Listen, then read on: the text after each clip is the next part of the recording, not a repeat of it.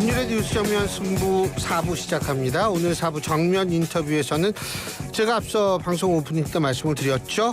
더불어민주당 박용진 전 의원 만나보겠습니다. 의원님 안녕하십니까? 예, 안녕하세요. 예. 요새는 초유가 하도 많아가지고요. 예? 예, 맨날 초유예요. 요새는 자고 일어나면 초유의 사태예요. 근데 일단은 현직 대통령 최초의 구속 초유의 사태인데 어떻게 보셨습니까? 국민들께서는 이제 많이 착잡하셨을 거라고 생각하고요. 근데 저는 어떻게 보면 죄 지은 사람 처벌받을 수 있도록 하는 과정이잖아요. 예.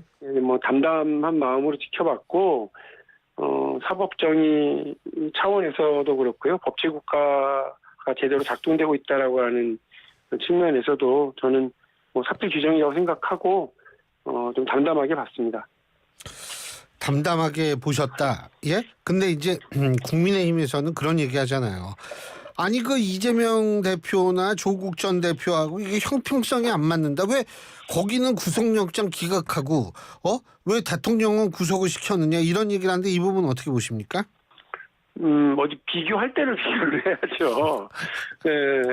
조국 전 장관, 조국 대표가 받고 있었던 혐의, 여러 가지가 있겠습니다만, 어쨌든 자녀 입학과 관련된 과정에서의 여러 부정행위들이 있었다는 건 아닙니까?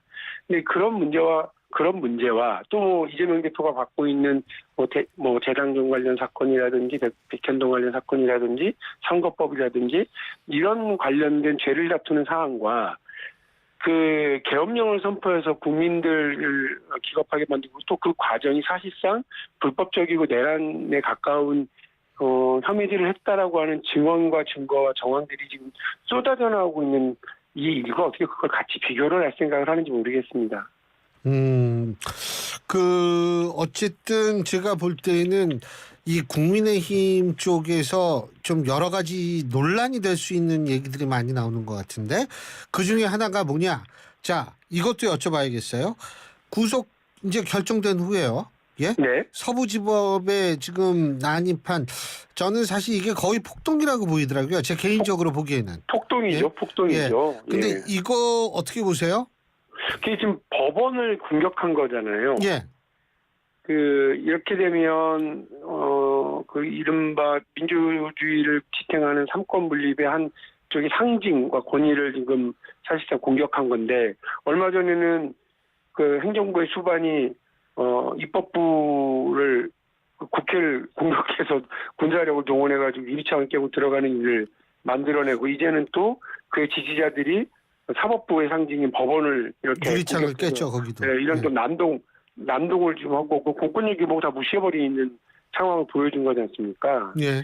이런 상황을 지속되도록 하고 이런 상황을 만들어낸 사람들이 있다는 게 문제인 거죠. 윤석열 대통령이 관저에 치과에 있으면서 자기 관저 앞에 모여있는 지지자들에게 편지를 보내서 추운데 고생하신다. 유튜브로 잘 보고 있다. 나라를 애써줘서 고맙다. 이렇게 얘기하는 것 자체가요. 본인을 지켜달라고 하고 또 이런 어떤 난동을 유발하는데 엄청난 에너지를 불어넣은 거거든요. 당연히 구속되어야 되고 당연히 이런 사람들이 격리되어야 된다고 저는 보고요. 또 이러한 주장을 뒷받침하거나 폭력행위를 한 사람들 옹호하거나 훈방 조치를 해야 된다고 하는 정당 국민의힘이 심지어는 일부 의원들 한 30-40명의 의원들이 체포영장 집행을 공식적으로 막기 위해서 그 앞에 가서 저지선을 스크럼을 짜고 앉아 있는 걸 보면 저는 좀 정말 걱정스러워요. 국회의원이면 대한민국 국민들을 대표해야 하는데 진영을 대표하려고 자기 진영만 일부의 과격한 의사만 극단적인 주장만 이렇게 대표하려고 그러면서 이런 불법행위와 폭력행위를 옹호하거나 더 지속하도록 하는 그런 논리를 제공하는 거 저는 진짜 위험천만한 일이라고 보고요. 이들도 그야말로 청산 대상이 돼야 된다고 생각합니다. 진영 전체가 아니죠 사실. 이 정도 난입하는 사람들은 진영 중에서도 전 극소수라고 보는데. 그렇죠. 근데 예. 그걸 옹호하는 목소리도 되잖아요. 그러니까 양비론은 분명히 있는 것 같아요. 예를 들면 권성동 원내대표 서부지방법원 사태는 시위대가 물론 잘못했고 하지만 시위대 책임만은 아니다. 경찰의 과잉 대응도 있었던 것 같다. 진상 규명을 해야 한다. 뭐 이런 얘기 있지 않습니까? 그리고 또 다른 일각에서 뭐 그거는 아마 권영세 비대위원장이 그런 말씀을 하신 것 같은데 이 강한 쪽엔 좀 약하게 나오고 약한 쪽엔 강하게 나오는 것이 경찰이다. 이 민주노총 관련해서 이런 얘기를 한 것 같은데 이 부분 어떻게 보십니까? 이런 양비론. 이거 말도 안 되는 말씀을 자꾸 하시는데 저는 그렇게 약하게 나가실 때의 집권 여당이 어딘데요? 대통령이 누구신데?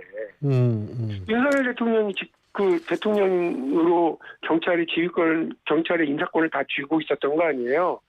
불법 행위를 민주노총이 하고 시민사회단체가 하고 야당 지지 세력들이 했으면 강력하게 하셨어야죠. 왜 그때 물러터지 하시고 나서 이제 와서 딴소리 하시는 건지. 두 번째로는 또 윤석열 대통령 참 제일 제 얘기 중에 황당한 얘기가 불법 선거의 증거가 사고 넘친다 그러잖아요. 예.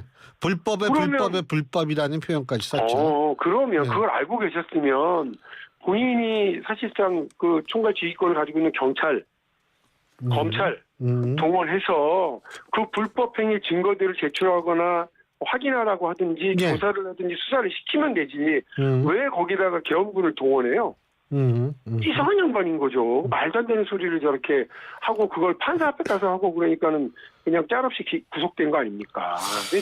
근데 저는 그런 얘기를 그만하셨으면 좋겠어요. 말도 안 되는 소리들. 그리고요. 또 한 가지는 이 구속 서부지법 난동 이 폭동 사태 때 구속된 사람의 절반이 그러니까 51%입니다. 2030 세대다. 이거는 어떻게 해석하실 수 있다고 보십니까? 젊은 사람들이 더 앞장서서 뭐를 했었던 모양이죠. 저는 거기에 연령대가 어떻게 됐는지가 중요한 게 아니라 그날 밤에 그런 말도 안 되는 폭동을 선동한 사람이 있고 거기에 에너지를 불어넣은 세력과 정당이 있고 정치인들이 있고 그리고 그거를 또 거기에 넘어가서 움직인 그 사람들이 있는 건데요. 다 처벌 대상일 수밖에 없다고 보고요. 그 나이, 성별, 지위와 막론하고 불법 행위를 엄단 처벌해야 된다고 봅니다. 지금 일단 윤석열 대통령이 구속이 됐어요. 예? 네. 그러고 이제 재판을 받고 탄핵 심판에 나가고 이렇게 될 텐데, 자, 국민의힘은 윤석열 대통령과 어떠한 이 위상을 가져야 된다고 보십니까? 언제까지 저렇게 옹호하게 되고 갈지 좀 계속 지켜보고 있거든요. 이제 많은 국민들이 이른바 내란 수괴 혐의를 받고 있는 대통령이 구속까지 됐으니까 일단락이 됐고 그리고 이제 다음 수순은 새로운 질서를 다시 잘 세우고 대한민국을 정상적으로 가동시키기 위한 또 하나의 절차인 조기 대선이 있겠구나 이렇게 생각을 하고 있지 않습니까? 네. 그러면 그 조기 대선을 바라보고 저는 오히려 계속해서 국민의힘이 윤석열 대통령을 계속 옹호하고 측은해하고 지지를 호소하고 이렇게 계속 가면 땡큐다. 더 말할 수 없이 고맙다. 이렇게 생각을 해요. 그러나 이제 중간에 손절하고, 탄핵의 강을 건너야 된다. 윤석열의 강을 건너자. 내라는 우리가 손절해야 된다. 이렇게 가게 되면 사실은 민주당으로서는 조기 대선에서는, 조금은 더 어려워지는 이런 상황이 되겠죠. 저는, 적어도 상식을 가진 정당이라면 내란 수계를 옹호해서는 안 된다고 생각하고요. 기본적으로 국민의 뜻을 아는 정치인들이라고 그러면 저렇게 국민의힘 일부 의원들이 하고 있는 모습을 보여줘서는 안 된다고 생각합니다. 그런 세력들이 다음 정권을 다시 가져간다? 있을 수 없는 일이죠. 지금 새로운 질서 말씀하셨는데 국민의힘 쪽에서는 개헌을 지금 얘기하고 있거든요. 이 부분은 어떻게 보세요? 근데 사실 개헌이라고 하는 건 우리 신율 교수님 더 잘 아시겠습니다만 한 20년 전부터 나왔잖아요. 오래됐죠. 그래서 뭐 국회의장 바뀌면 개헌특위를 맨날 맞아요. 만들고 매번 만들었죠. 예, 진짜로. 자문위원단 만들어서 계속 좋은 예. 일. 지금 개헌과 관련된 필요한 요소들은 다 정리가 됐어요. 예. 그런데 국민의힘은 본인들이 그 여당하고 집권 세력일 때는 뭐 하다가 이제 와서 지금 개헌 얘기를 합니까? 그렇게 되면 그 개헌이라고 하는 건 시스템을 고쳐서 반복되는 실수와 반복되는 혼란을 좀 줄여보자라고 하는 거잖아요. 예. 근데 지금은 시스템의 문제도 있지만 이전에 그 지난 그 30년 넘도록 87년 이 헌법 체계에서 친위 쿠데타를 일으켜가지고 이 혼란을 만든 대통령은 없었어요. 그러니까 사람의 문제다 그거는. 지금은 사람이 더 문제잖아요. 그러니까 시스템의 문제인 건 모두가 다 알고 있는데 그 지금 이 개헌을 얘기하는 건 시스템의 문제라기보다는 사람의 문제라기보다는 시스템 문제라고 하면서 이 어떤 처벌의 강도와 수위와 집중도를 분산시키고 혼란하게 만드는 효과를 가져오기 때문에 저는 국민의힘의 이 의도는 불순하다고 생각해요.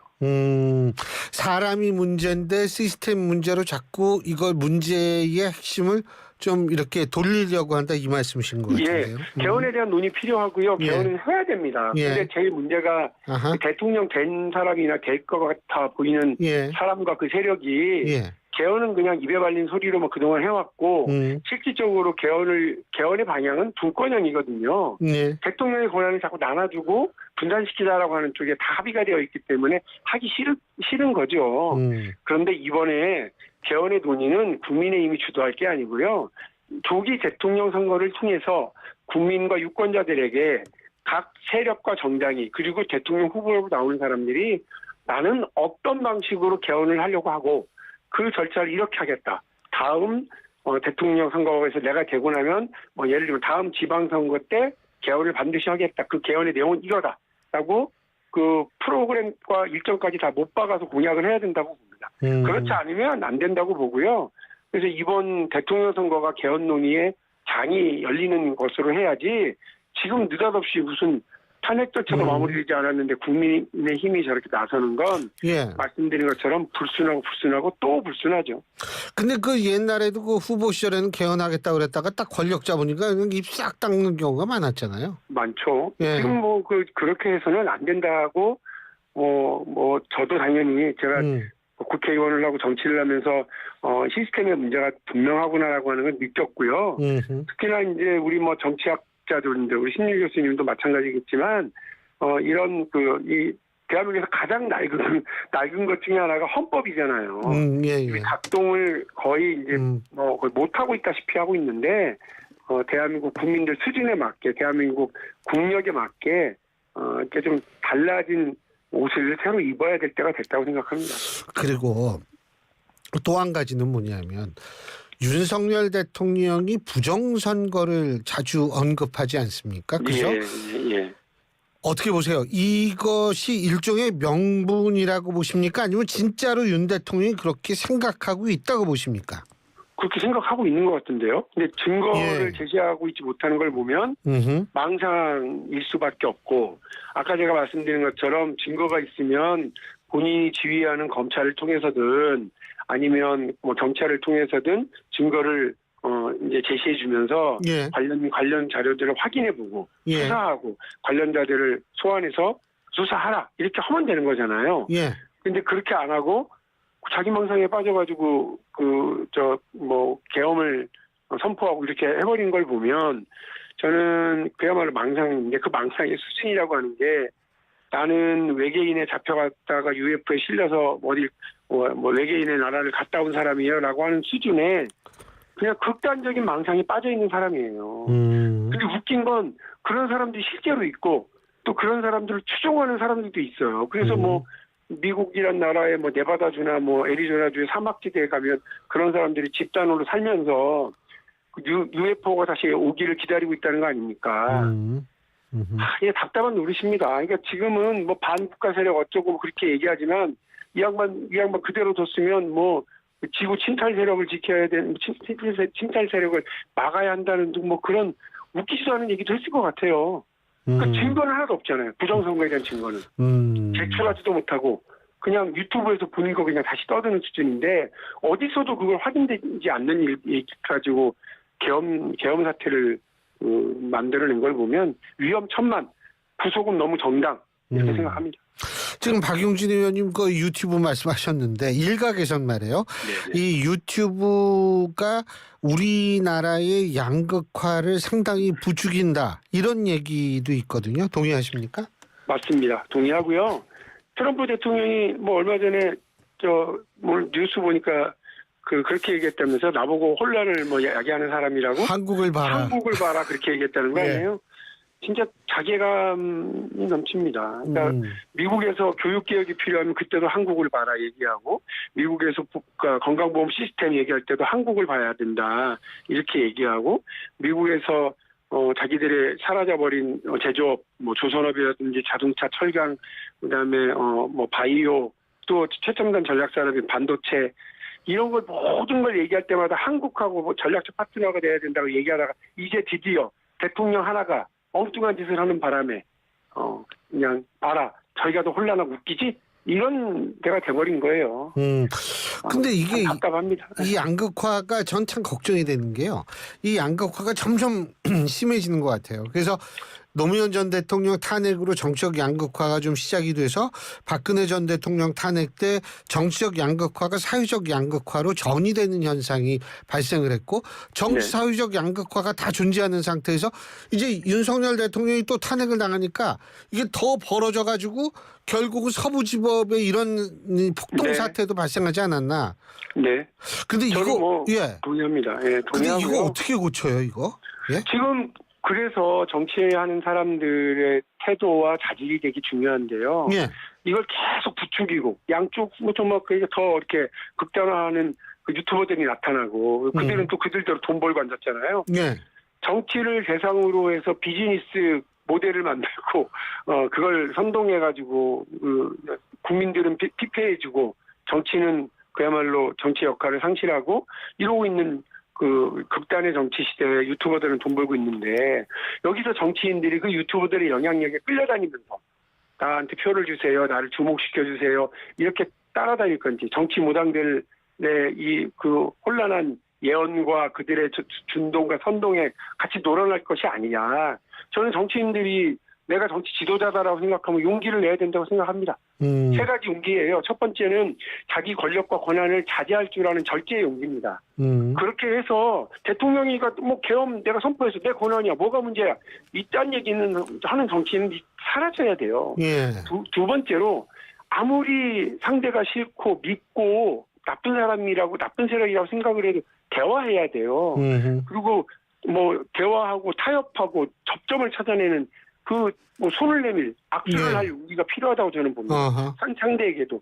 마지막으로는 내 진영, 나를 지지하는 사람들이 하자고 얘기할지라도 아닙니다라고 얘기하는 노라고 얘기할 수 있는 용기가 필요해요. 우리 진영에는 속 시원하겠죠. 그러나 그렇게 했다가는 공동체가 깨집니다. 그렇게 했다가는 앞으로 미래를 열어나갈 수 없습니다라고 생각되면 정치 지도자는 자기가 손해를 보더라도 노할 줄 알아야 되는 거예요. 이 절제와 악수할 줄 알고 노라고 할 줄은 이 용기를 가져야만 미래를 열어나갈 수가 있고 지금의 국민들이 가지고 있는 두 가지 불안. 정치 불안 아닙니까? 지금 현 상황. 두 번째 미래 불안 아닙니까? 국민들 우리 자식들은 나보다 못 살 거야. 우리 미래 세대는 더 힘들 거야. 대한민국은 지금 세계 10위권 안에 있지만 이제 30위권으로 밀려날 거야라고 하는 이 불안감들을 가지고 있는데 이 정치 불안과 미래 불안에 대해서 안심과 안정을 지켜낼 수 있는 정치 지도자라면 저는 그 3대 용기를 꼭 내야 된다고 생각을 합니다. 근데 불안 말씀하셨는데 민주당이 지금 국민들의 불안감을 잘 인식하고 잘 하고 있는지 모르겠어요. 자, 리얼미터가 지난 16일 17일 전국 18세 이상 1,004명을 통해서 이 ARS 방식의 여론조사를 실시했고요. 자세한 내용은 중앙선거 여론조사심의위원회 홈페이지를 참조하시면 드는 여론조사를 보면 국민의힘이 46.5, 민주당 39%예요. 이거는 불안하다는 이거에 민주당의 공감 능력에 문제가 있다 이렇게 해석할 수는 없는 건가요? 어떻게 보십니까? 지금 여론조사의 결과는 민주당에게 보내는 일종의 경고이고 사인일 수 있다고 저는 봅니다. 그러면 이건 야기될 수 있잖아요. 예. 우리 민주당이 그래서 이렇구나, 우리가 이렇게 하고 있는 게 뭐가 문제가 있다라고 하는 신호가 왔구나, 시그널이 왔네. 그러면 바꾸고 변경하고 변화시키면 되죠. 그러니까 저는 이게 약이 될 수 있다고 봐요. 예. 그래서 막 이걸 가지고 뭐 조급해하고 그래서 여론조사는 가짜야 이렇게 얘기할 필요 없다. 여론조사가 문제가 있다 이렇게 돼버리면 무슨 일이 벌어지냐면, 야, 너 시험 성적이 왜 이렇게 나왔어?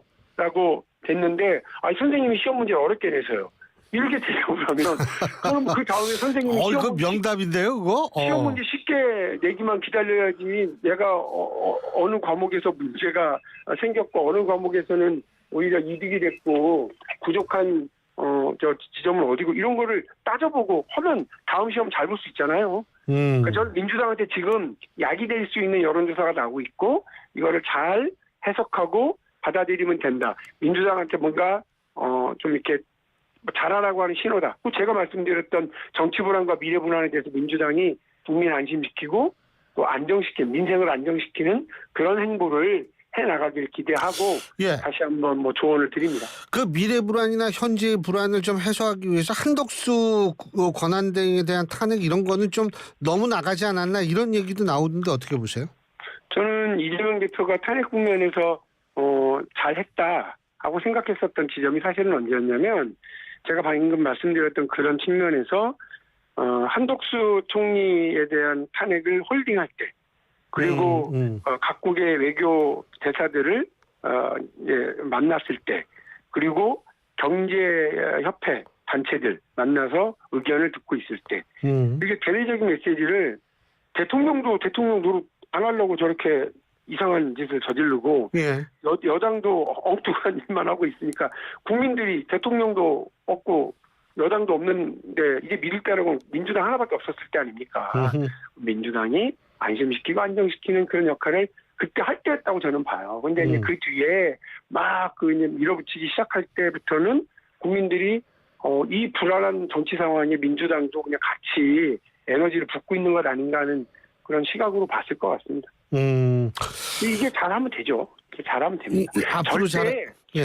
12월 3일 이전으로 안 돌아갑니다. 저는 많은 국민들이 지금 이러다가 다시 내란 동조 세력들이 또 정권을 잡나 하고 불안해야들 하시는데, 절대 12월 3일 이전으로 돌아가지 않고요. 민주당이 이 부분에서 정말 잘 해주기를, 저는 지금 민주당 국회의원도 아니잖아요. 예. 그리고 민주당에서 무슨 직책을 맡고 있거나 그냥 일개 당원일 뿐인데, 민주당한테 해주고 싶은 정말 그 진심 어린 조언은 제가 드린 말씀 이 그대로입니다. 지금 잘하면 됩니다. 예. 박용진 의원께서도 안 나가세요? 총선은 안 나가지만 대선 나갈 수 있는 거 아니에요? 지금 아직 이 난리구판에 어느 정치인이 나는 이번에 대선에 욕심이 있어요 이렇게 말하는 것 자체가 지금 사실은 적절하지 않은 시점이기는 해요. 예. 아까 말씀드렸던 조기 대선이 있다라고 하는 건 모든 국민들이 예감하고 있지만, 예. 탄핵 절차가 마무리가 돼야 되는 건 그게 우선인 것 같습니다. 알겠습니다. 오늘 말씀 여기까지 듣죠. 고맙습니다. 네, 감사합니다. 예, 더불어민주당 박용진 전 의원이었습니다.